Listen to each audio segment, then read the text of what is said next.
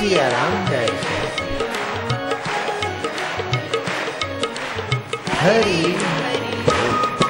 हरि हरि ओम ओम ओम ओम ओम ओम ओम ओम ओम ओम ओम राम राम राम राम राम राम राम राम राम राम राम राम शिव शिव शिव शिव शिव शिव शिव शंभो शंभो शक्ति शक्ति भक्ति भक्ति प्रीति प्रीति आनंद आनंद आनंद आनंद जय जय श्री राधे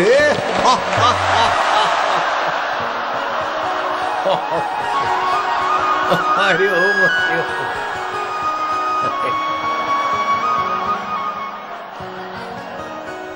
मिठाई खाना और खिलाना अर्थात प्रसन्न रहना और दूसरों को प्रसन्नता बांटना, ये अपना दिवाली का पर्व और वर्ष नूतन वर्ष के निमित्त अपने जीवन में 5 मिनट का व्रत रख लो।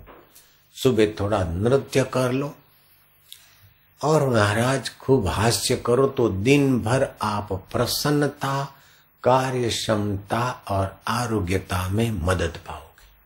15 मिनट का भोजन 10 घंटे आपको बल देता है, लेकिन ये 5 मिनट का भोजन आपको 20 घंटे आध्यात्मिक बल से संपन्न करेगा।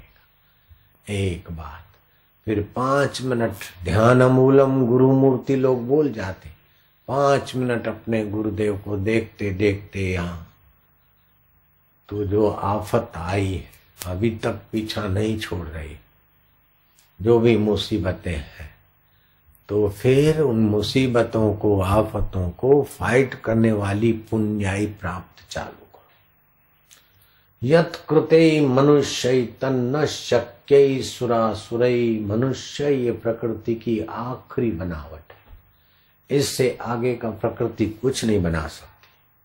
अगर इस मनुष्य ने थोड़ा सा गुरु और शास्त्र का आश्रय लिया और अपना पुरुषार्थ किया, मरण से पार अथवा सदगति और मोक्ष तक जा सकता है।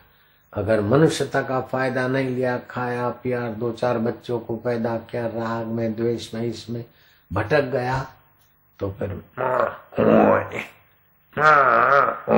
भूरी भैंस तो हुए तो भले, आने से धारा बारी ना बढ़िया तो हुए तो भले, आखलो तो हुए तो भले।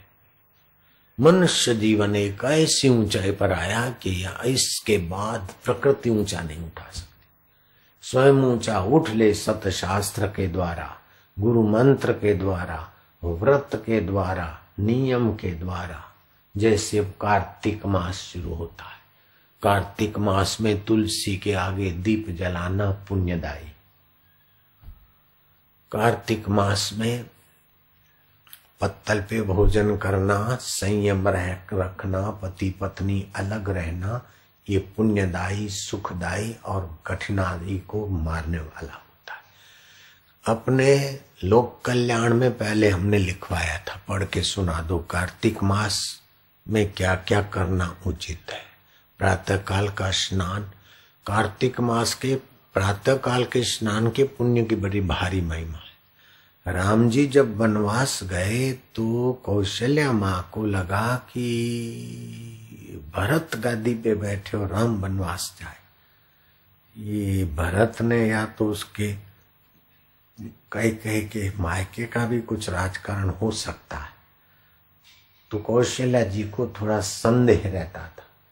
भरत जी ने कौशल्या को कहा, माँ मेरा कोई इसमें हाथ नहीं है, मैं कोई गंदा राजकारण नहीं खेला हूं कि मेरा भाई वनवास जाए और मैं राज्य करूं। फिर भी कौशल्या जी को पूर्ण संतोष नहीं हो रहा था। एक दिन भरत जी ने कौशल्या को कहा कि माँ तुम अभी भी थोड़ी नाराज रहती हो, उदास रहती हो, लेकिन इस आपके बेटे भरत ने भैया श्री रामचंद्र जी को वनवास जाने के लिए कोई भी इसमें भूमिका नहीं, मैं तो वन से वापस लौटाने के लिए हृदयपूर्वक मैंने प्रयत्न किया था और वे नहीं पधारे, उनकी खड़ाऊ लेकर मैं उनकी आज्ञा से राज कर रहा हूं। मां फिर भी आपके मन में मेरे प्रति जो प्रेम होना चाहिए उसमें कमी दिखती। मां कौशल्य, मैं सौगन खाता हूं, कसम खाता हूं, अगर जो मैं इस बात में झूठ बोलूं तो मेरा कार्तिक मास का स्नान पुण्य दान सब नष्ट हो जाओ। कार्तिक मास में जो स्नान करते, पुण्य करते, दान करते, उसका फल मुझे न मिले। माने का बस बस बस मुझे संतोष हो गया। पौष और कार्तिक मास के स्नान का पुण्य तुम उस पुण्य की सौगंध खाते हो, अब मुझे संतोष हो गया।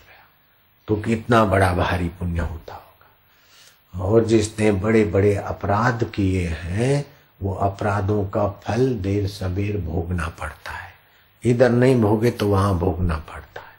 तो उसका उपाय क्या है कि बीली के पेड़ का, बीली पत्राते ने, बीली के पेड़ का पूजन करे, गुरु गीता का पाठ करे और दोबारा ऐसी गलती न करने का संकल्प करे तो वो घोर पातक भी माफ हो सकते हैं।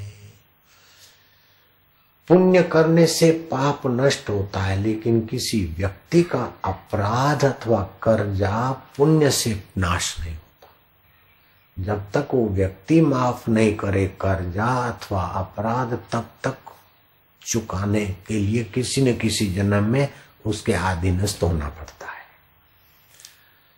मकराना जहां से मार्बल आता है, वहां छोटा मोटा जंक्शन है गाड़ी बदलने।